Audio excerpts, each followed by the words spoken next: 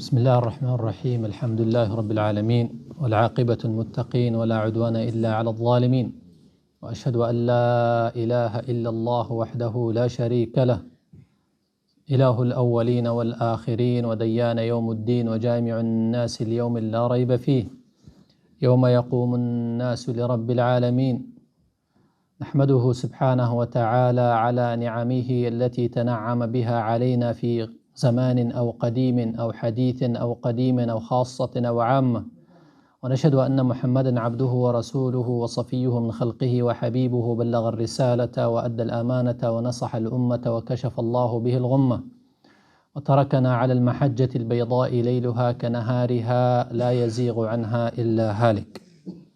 اللهم صل وسلم على سيدنا محمد وعلى آله وصحابته أجمعين، وعلى من سار على نهجه واستنى بسنته واقتفى أثره إلى يوم الدين، ثم أما بعد.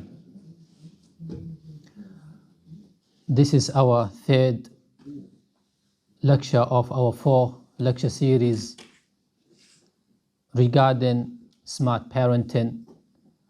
And last week we discussed how to communicate effectively with your teenager, child. And today, inshallah, we'll talk about how to connect with teenagers. And as we have been repeating, that adolescence or teenager age is a complicated stage for both parents and children. And the adolescence age is a phase or a period which teenager usually define their personality. So therefore, difficulties arise in their relationship with their parents due to the nature and the psychological development that is taking effect in the life of these teenagers. When kids were young, finding ways to engage with them, to connect with them, and to communicate with them was such a very easy way. It was very easy, a very simple way to communicate and to connect with kids.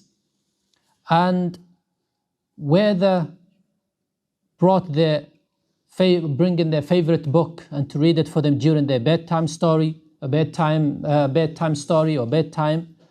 and whether taking them to the park, whether taking them for a little push on their pram, whether swinging them or even toss a ball around with them. There has always been an easy way to connect with kids and children in many certain ways. But however, fast forward a few years later, and the child that is now, or the child that was once easy to connect with, is a teenager. And you will find that there is a huge generational gap that threatens to create wider wedge between them, between the children and their parents. Connecting with children, especially our teenagers, is a wish for every parent. Every parent would want to know how to connect with their teenagers. However, some parents manage to connect with their children really well, and they succeed, and they build a very successful relationship.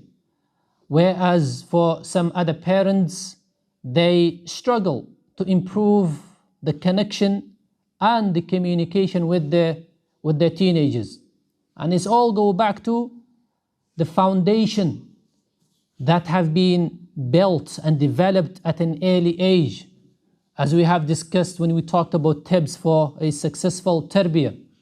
So therefore, within this age, the panicking level is usually occur amongst parents who do not know how to connect or how to communicate with their teenagers. So they try every mean and take every advice given to them, and depending on the advice that was given to them, and by whom the advice is given to them will determine whether the relationship they will have will be positive or will be negative. However, what I have personally learned through experience from teenagers is that parents do not have to be cool, do not have to play cool in order to connect with their children, and they don't have to keep up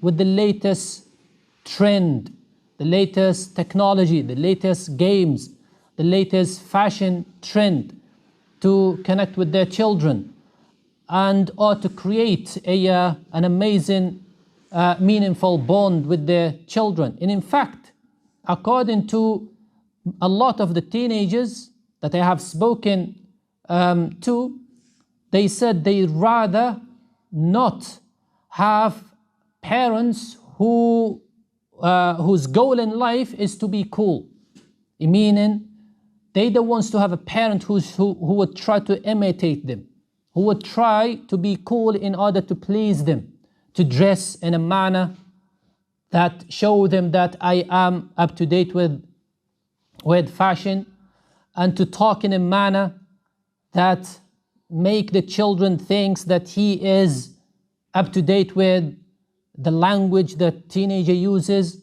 And in fact, some kids or children, teenagers particularly, they find it embarrassing when they see their dad dressed in a manner that only young people can dress, especially if there is an age gap between them. So parents, according to most of the children, they say they do not have to personally relate to the kids. So they do not have to relate to their kids in every aspect of their lives to have a close bond with them. And yes, they'll have to be wise and be aware of what is going on around them, and also they have to be up to date with the life of their children and what their children are up to. But in reality, that parents won't be able to relate on every aspect of their teenagers' life. So they would need to stay as a father, as a parent, as a guardian, and then lead their children in a very friendly environment. But however, what we need to do is, or what we must do is having the willingness to step into their world, so they can share with us, laugh with us, and perhaps perhaps even teach us at some point in our lives about things that they love, matters they love most. So we need to have that willingness to step into their world and compromise some of our times, compromise some of our ego or pride in order to stay and to be friend with them. So if you are looking for an easy and fun way to connect with your teen, you have to be willing to step into their world and be a very supportive parent, or supportive father, or a supportive mother. And stepping into their world require to compromise and play a win-win game. Meaning you have to give up something in order to take something from them. You have to do something for them in order to steer them to do something that you wish and you want to do. So it is not just only a win situation from one side. No, it's a win-win case. So they win and you win. You compromise to win them, and they compromise in order for them to win you. And as much as we want to keep a good relationship with our teenagers still want to have or want to be close, very close with to their parents too. While many teenagers may not show They would want, or they want to be close with their parents. But according to a big number of youngsters, there are too many of them who want to stay close, and they want to be close with their dad, they want to be close with their mum, especially teenagers. They want to feel that they have a father or a mother in their life. But how? They don't know. How to connect with their dad, how to connect with their mum, how to be close with theirs, with them, they don't know. But at least, isn't this assuring? Isn't it not a good news that our children still wants to have that form of relationship with us? Because most teenagers say that they want to be close to their parents, but they don't know how. They don't know how to do it. So while your kids are doing their work of separating themselves, you need to do your work carefully by bridging the gap, by building a bridge between you and them. Do not focus on the fact that your child is pushing away and you will have to pull away. No, they'll push away and then you try to pull them, or you try to follow them and build gaps, build the bridge in order to connect and to win their friendship. So tonight, inshallah, I will mention 11 principles to connect with your teens. Principle number 1 is show them that you respect them. Why do children seems to change when they hit the magical age 11, 12, 13? And at the same time, many parents, they go into freeze mode and start counting the years until this apparent phase is over. Our children, our youngsters change, but then at the same time, parents, they seems to freeze. They seems to be confused. Some of them do give up in trying, and some of them, they do not want to try because their ego and their pride does not allow them to lower themselves and to lower their position in order to take their child back. So it may seem like a complicated concept to show respect to teenagers. It might show very complicated for some parents to show their respect. And the truth is that teenagers need parents. They need parents' respect. In that age, more than any other times, they will be seeking, they would want it. The age, they would want that respect because they want to feel that they are valued, and they want to feel that they are a separate entity, but at the same time, they have a saying. They want to force their presence in the house. So the parents need to show them the respect they deserve, because many parents at this point may express their feelings by telling others. So they would have the respect, they would express their feelings to their kids, but they won't tell it. They will mention it to their child. They will tell their friends or others. They will say something such as, "Oh, he knows that I love him, I respect him. She knows, my daughter knows that I respect her."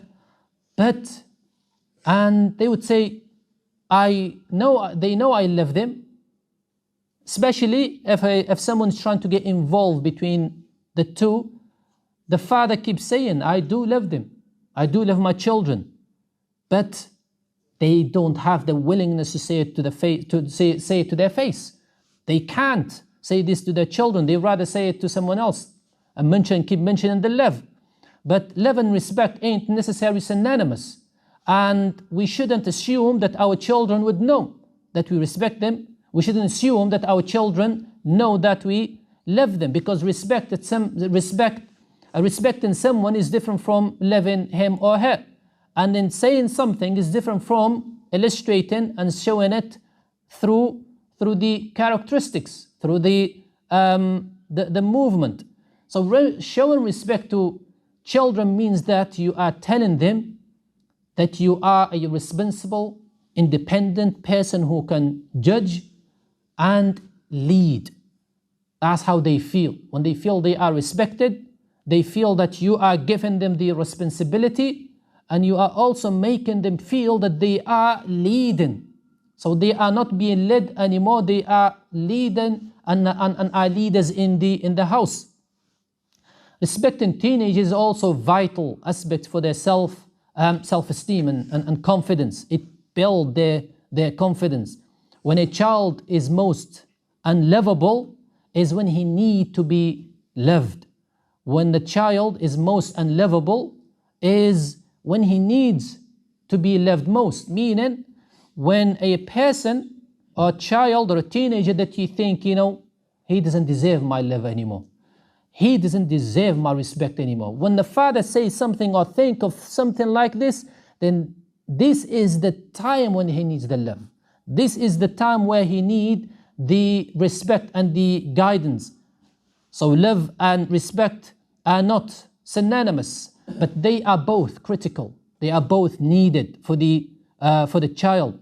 So a father shouldn't have, the embarrassment, or shouldn't have the feel awkward to say to his child that I love you, or say to his daughter that that he loves her, and should show them that they are being trusted.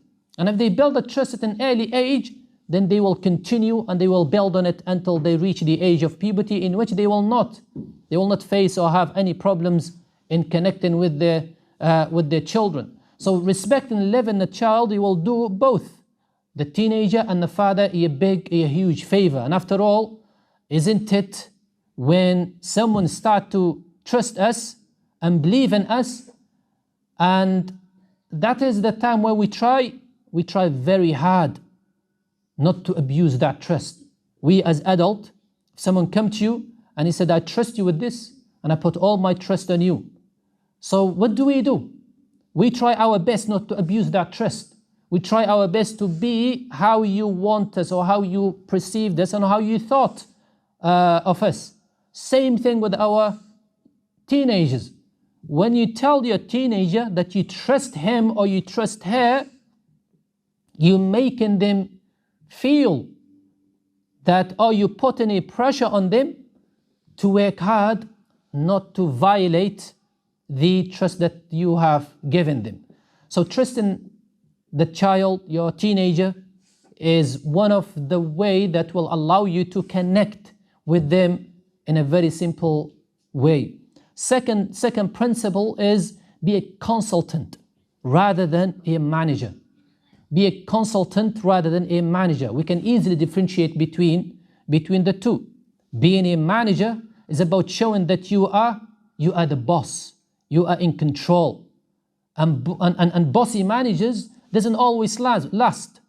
Managers who always on the back of their employees, they don't always last. They will either fall or break with the management board, or they will break with the employees they have, because they only know him as a person who gives orders rather than delegates.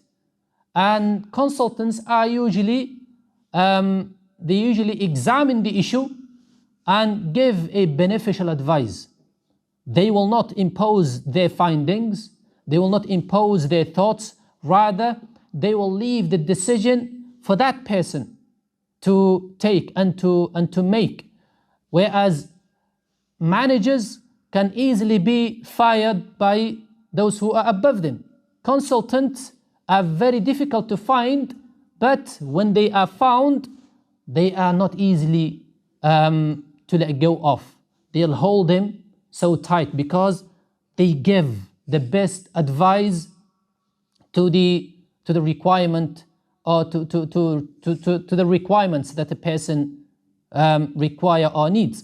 So most teenagers here would like their parents, or would like to see their parents as a consultant, not as managers. And should parents choose to continue being managers, they may face being fired by their own children. Because, like I said, as you have mentioned previously, the teenagers, they don't like advice anymore. And if we were to give them advice, we said the longest that we can give them is 30 seconds. And after 30 seconds, they shut their understanding and their intellect. They shut it down because they do not want to hear a constant advice. But when a father acts as a consultant to his child, rather than impose on him, rather than giving him orders, instead giving him advice and make him choose and decide for himself, that is a good way to connect with your child. And as parents, there is nothing more offensive. There is nothing more offensive than a disrespectful child. But this is usually occur when parents do not respect each other. Mean respect the parents, the husband and the wife. They don't respect each other. When they do not respect each other in the house, and neither they respect their children, this is when this will influence the children to act, to disrespect their parents, because they have seen the examples in front of them, and they have seen their parents argue it all the time, and they will show them the disrespect because the respect between them is not built. But if the parents themselves show respect and then they transfer the respect to the child, this teenager will show both the respect, because there is no defect that he can pick up. There is no negativity in the relationship between the parents that he can pick up. And parents also need to understand that respect is a two-way street. Respect is a two-way street. Teenagers recognize this and only will show disrespect to those who disrespect them. And you might have encountered yourself and seen yourself that some teenagers, they show disrespect to certain people, and when you speak to them, they say, this guy doesn't respect me, he shows me no respect, so why shall I respect him if he doesn't respect me? And that goes the same thing with parents. Teenagers, they are arrogant. They've got arrogance in their personality, mixed with stubbornness in their personality, and they can show that they don't respect their father. And I've heard few, and I'll say a lot of teenagers who have said, I have no respect for my father. And when you find out, you'll find there is a lot of issues that the father had with his mom before they had it with the child and with the teenager himself. The relationship is not sound between the father and the mother. They scream, they shout, they use abusive words, swear words at each other.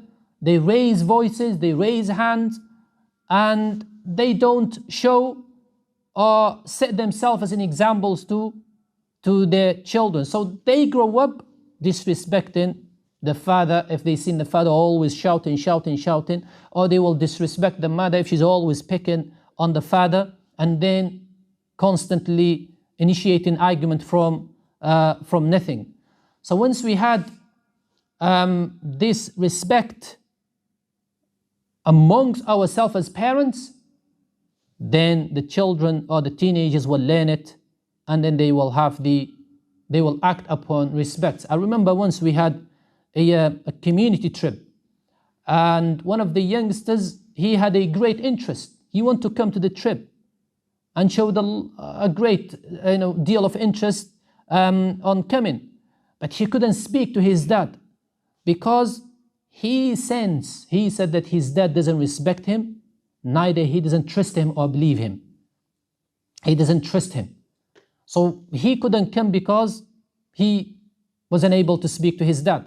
Instead, he said, can you please speak to him and ask him if I could come? But this is not good.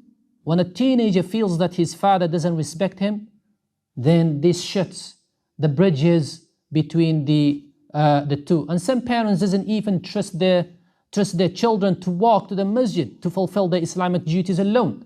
I know that this is parents usually have, especially mothers, they are overprotective with their children. But sometimes when a child is 12 or teenager is 12 or 13, you need to train them If they want to go to the masjid by themselves, allow them, trust them, give them a good introduction about trust, and that you trust them, and then you allow them. If you have to walk, follow them from far without them seeing you, then do it. But you do it as a form of training to be independent and for their safety and security. But trust is very vital between the two. Number 3 is which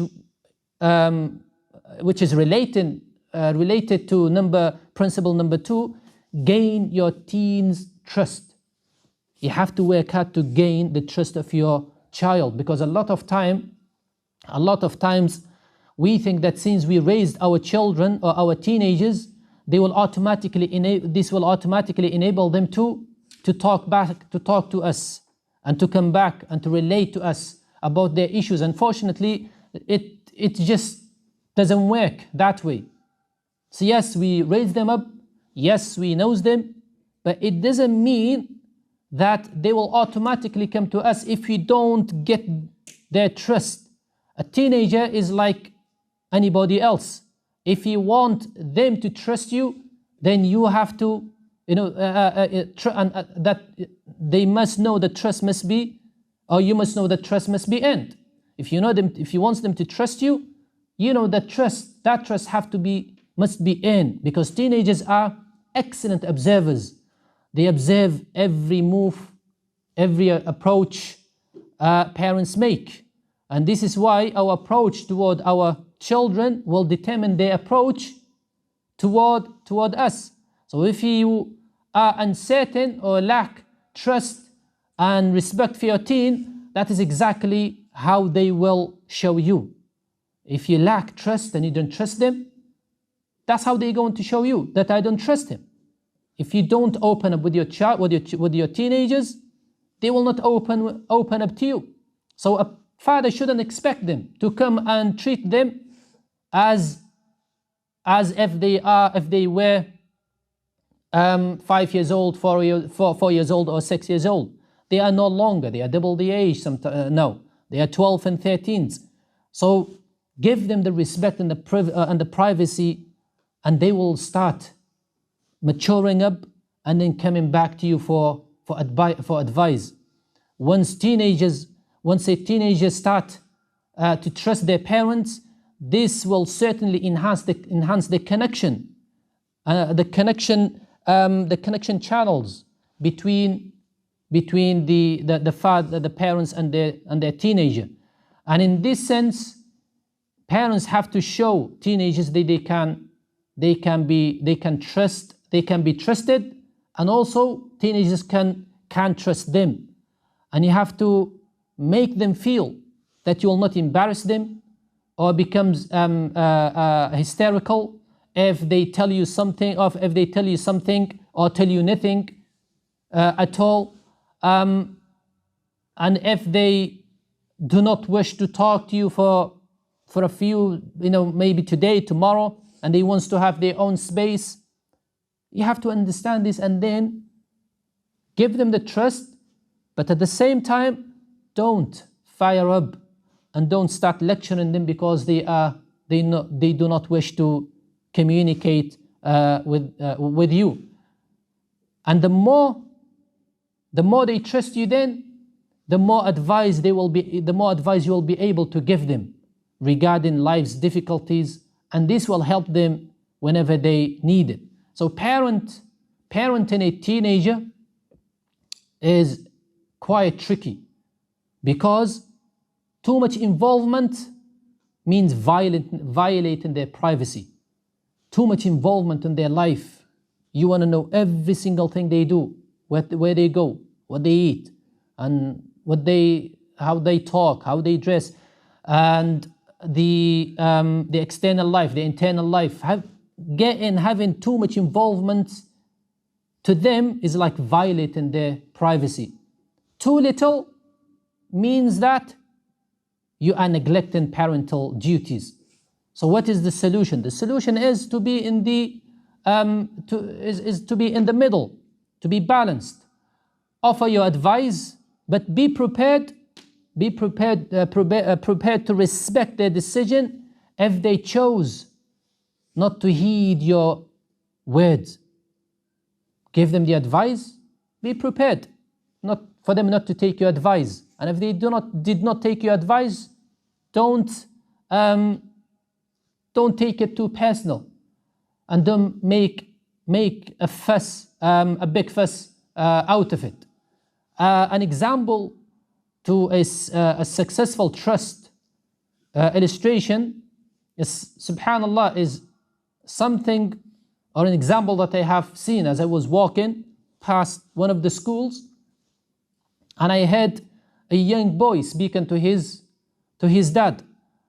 The boy was complaining due to the complaint to his dad regarding the accusations the teachers made against him, because the teacher, she told the father of the child, is that your son is not listening, your son interrupt others, disturb others, so can you have a chat, speak to him, and from tomorrow we start a new page.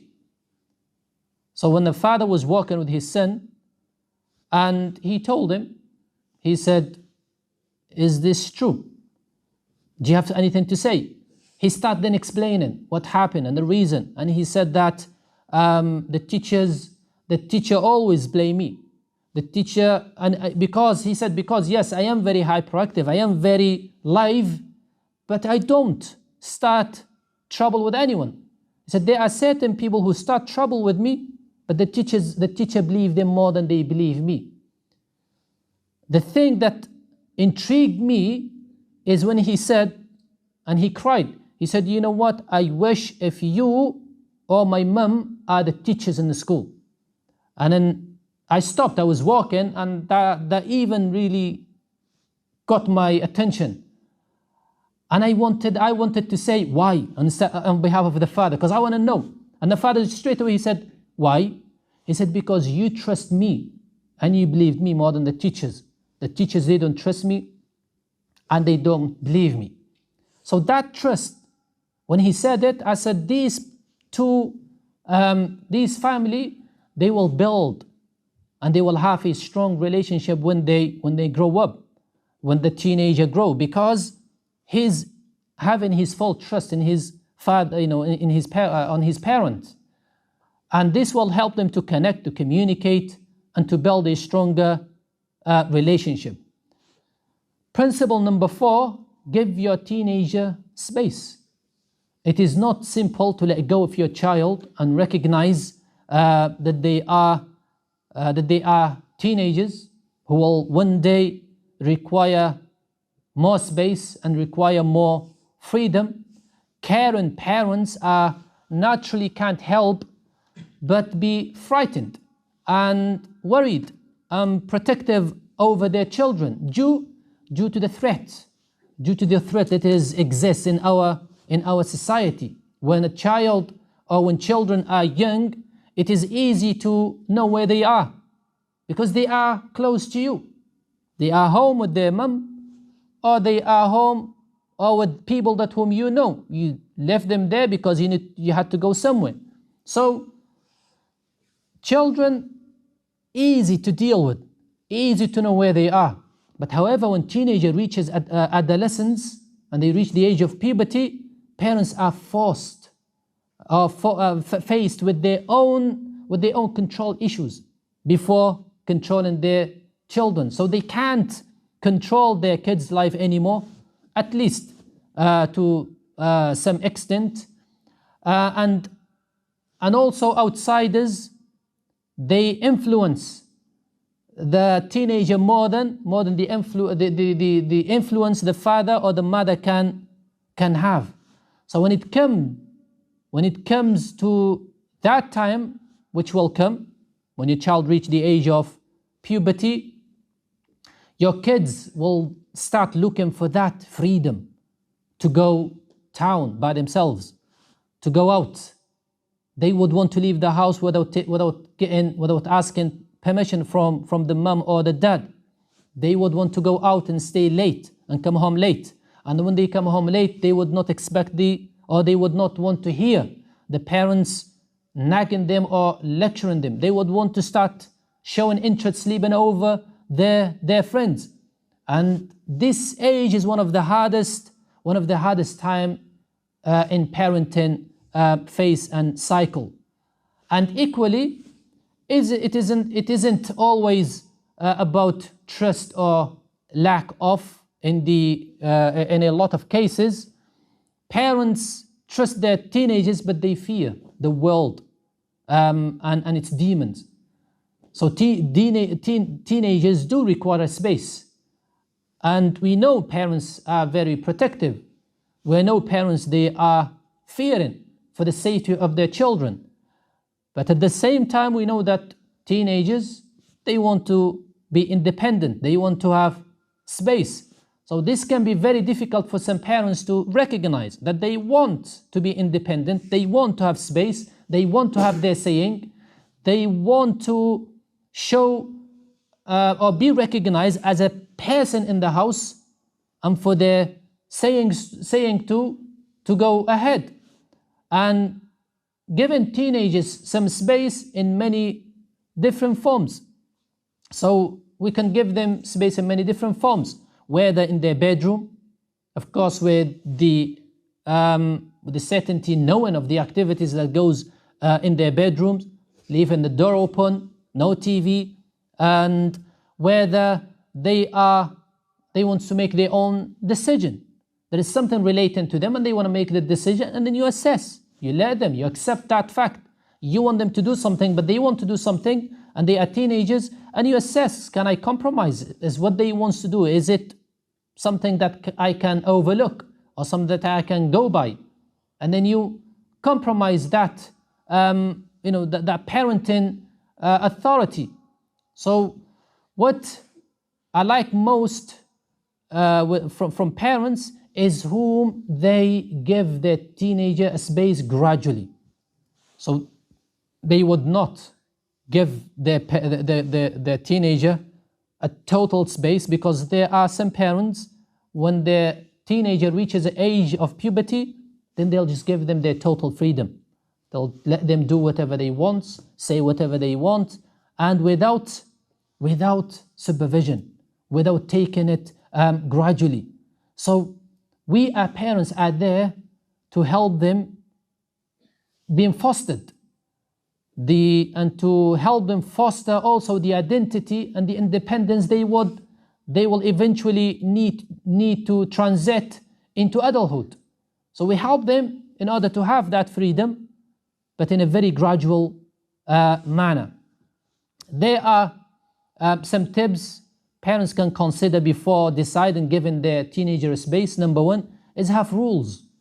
Always have rules. When considering letting your teenager to have a space, a freedom, a more freedom, then you will have to have a talk with them and set your rules between you two and agree on these rules, and then make sure that both parties fulfill and execute these rules. You need to ensure, as a father, you need to ensure that your teenager understand that you need to know where they are and who they are with for their own benefit and for their own safety. It's not because you want to spy on them or because you want to know or you control their life. No, it's because I want to know for your own safety and for your own protection. And also, parents need to explain to their children before giving them a space that isn't it about distrust. It's not about distrust, that I don't trust you at all. It's about safety, well-being, and safeguarding. That I'm giving these rules and I'm checking up on you is for the safeguarding and for the safety of you. Other than that, I have no any other interest. Secondly, gradually build the space.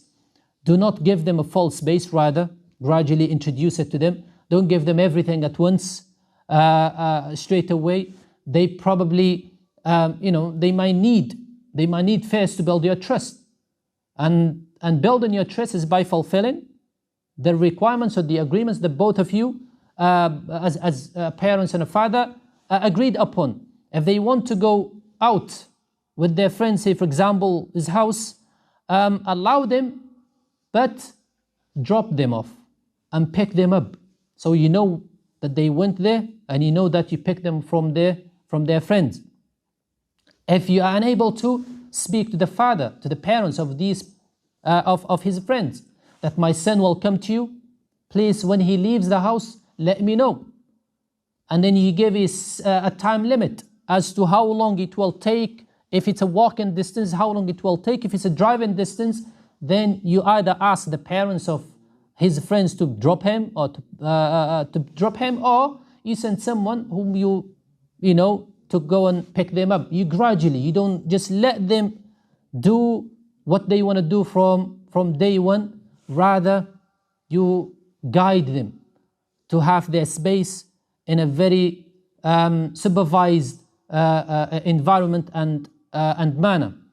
Also, parents, they need to make their children aware that your well-being and your safety is my priority.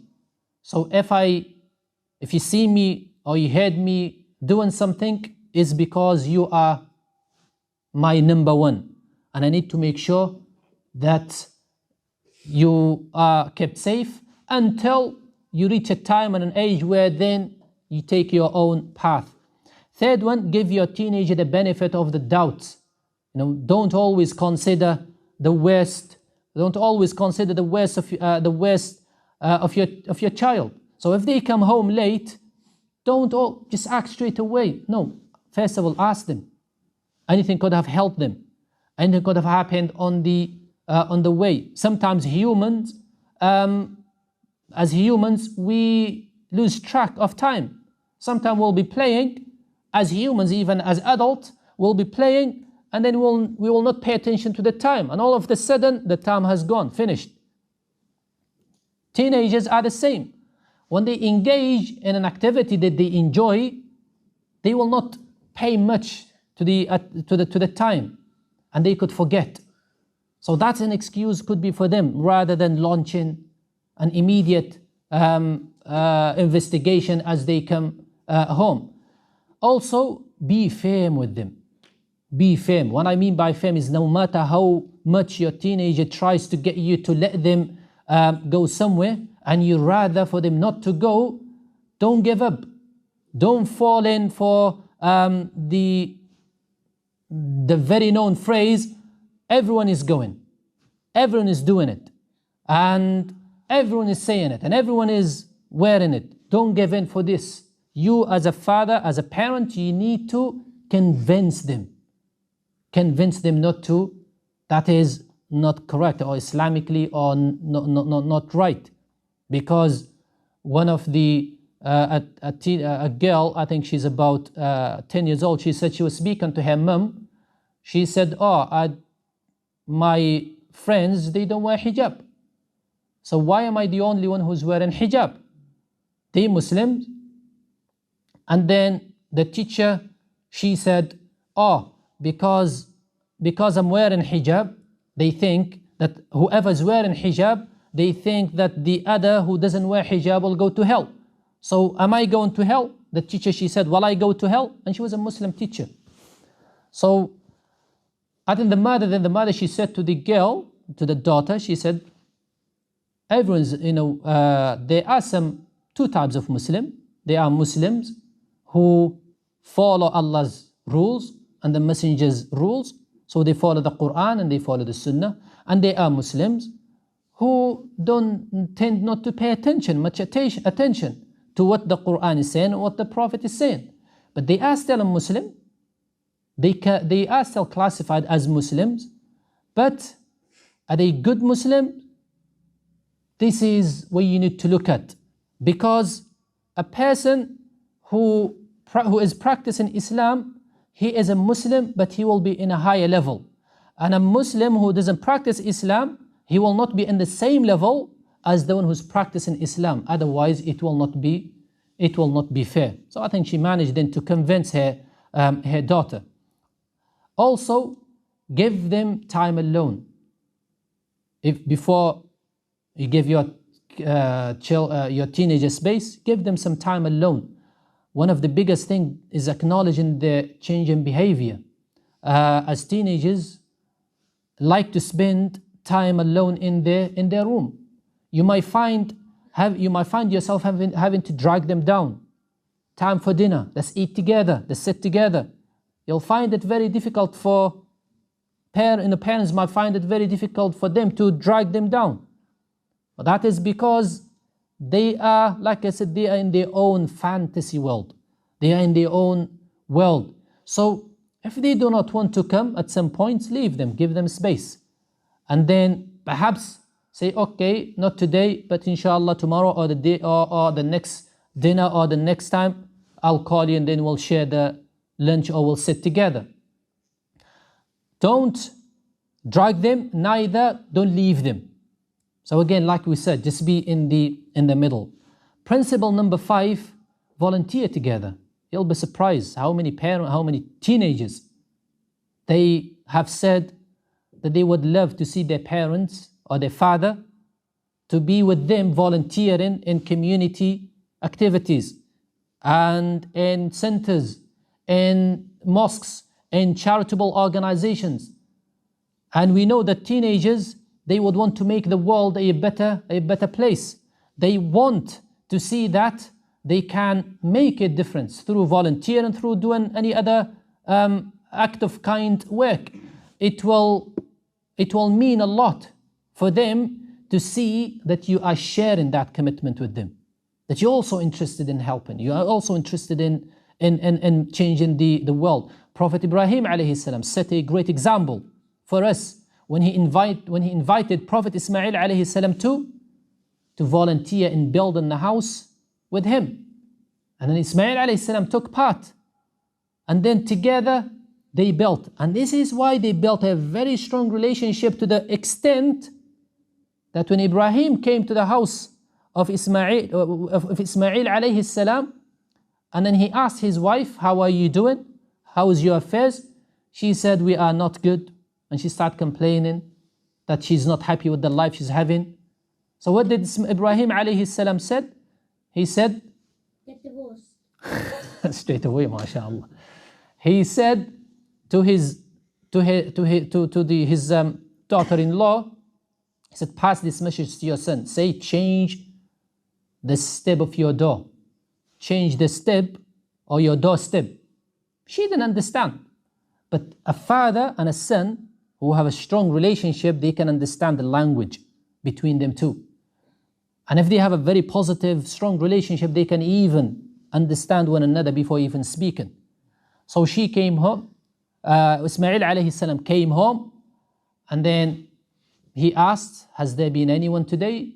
She said, yes, an old man came, and then he said, we had a chat, we had a talk, and then he said, change your doorstep. And then he understood the message, and then he ended up telling her to go home to her family. And that is all because Ibrahim and Ismail alayhi salam, they grew up together despite the age gap. But age gap is not an issue. It's how you deal with it and how you communicate with your child. So accompany them to volunteer in charitable and community program. Principle number 6, think twice about dishing out advice. So think twice before you give out any advice. We have mentioned this in more details in our previous lecture. However, it doesn't matter how good your advice is. It doesn't matter how perfect, eloquent a father can be. Every time a father offers advice to his teenager, they are sending messages to their teenagers that they are unable to resolve their issues, unable to solve their problems. So instead, be a sounding board, not a prescriber. And you will find your teenager coming back for more when you listen rather than giving advice. Principle number 7, anger management. We also have spoken about this previously in our previous lesson, but I just wanted to mention it again here is because it is a severe, it is a severe connection breaker. It breaks relationship between parents and their teenagers. Principle number 8, avoid burdening your child. Because parents must avoid giving their teenagers too many things to do, too many rules at once, too many tasks to do. or a lot of expectations from them. They also need to refrain away from expecting them to, like they say, tile the ocean. They are teenagers. They can only do certain tasks, and sometimes they might forget. It's natural. You might find teenagers, when they reach the age of puberty, they're smart, very sharp. And you might find teenagers, when they reach the age of puberty, they go so lazy. You have to drag them. You have to push them. It increase your blood pressure, where you just on their back trying to tell them, trying to push them. That is them. That's it. That is the effect of the adolescents in their life. Whereas others, it might affect them in a different way and improve them. And some they might have been so bright at their child age, and when they reach adolescence, they say, "What happened to my son? He's so lazy. He doesn't want to do anything. He's always in the house. He doesn't want to talk to people. He's always in his laptop or game or phone."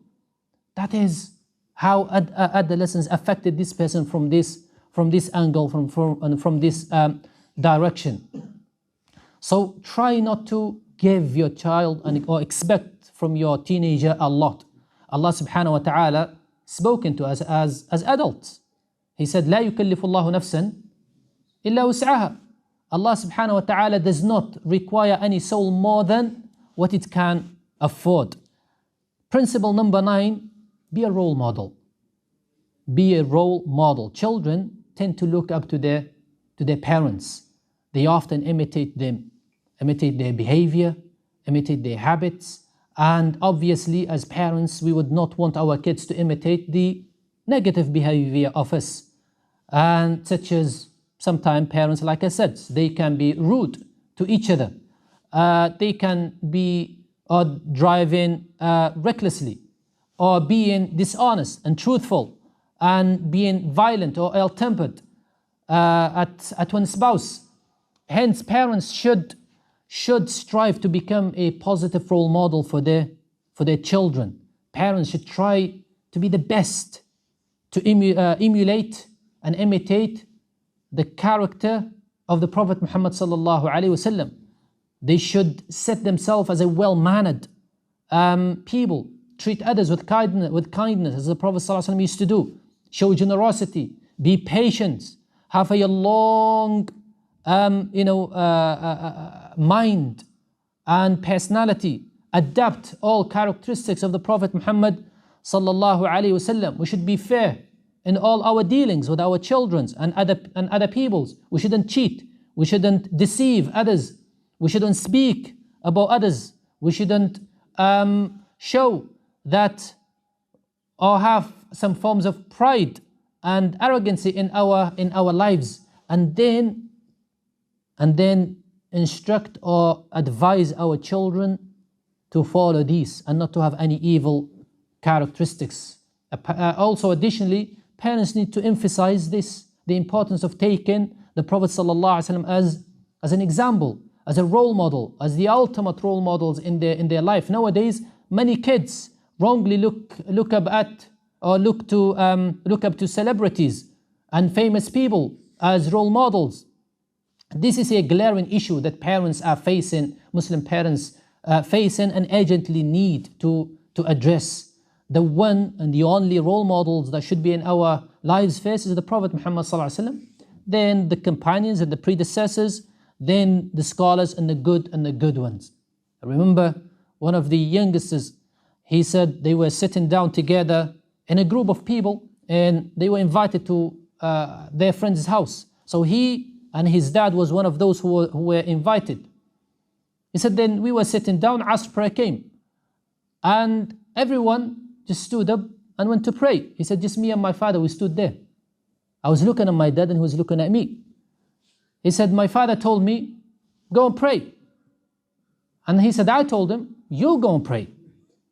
Because his father did not set himself as a role model.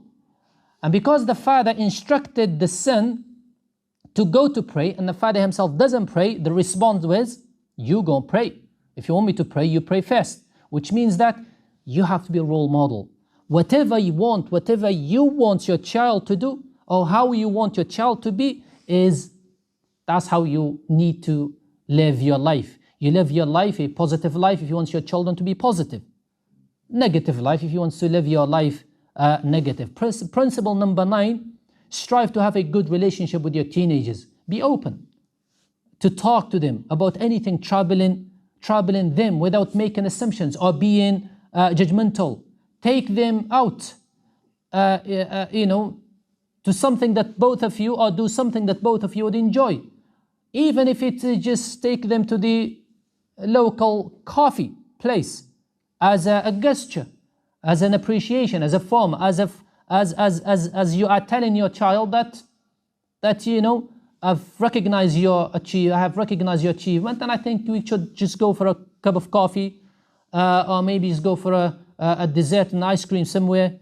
Show them that, and this will build up that connection between you and them. Ask them for your advice.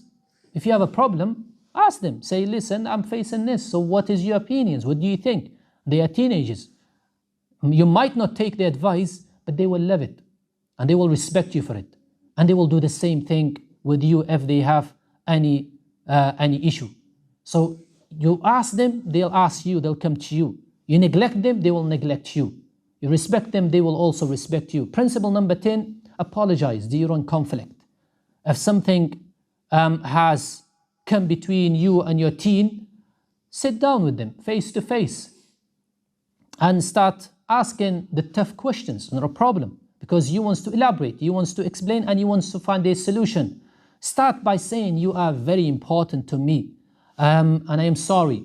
I'm sorry if our relationship hasn't been what it should, but I want to change it.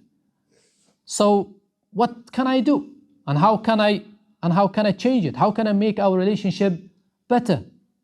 But also be prepared to be patient, to listen to them and to their response, even if their talking is boring and doesn't make sense. But at least you are open in that connection with them, and they will, at some extent, will trust you and will allow you to intervene and to connect into their world. Principle number 11, which is the final one, is parents should pray for their children. And that is the most important also principle.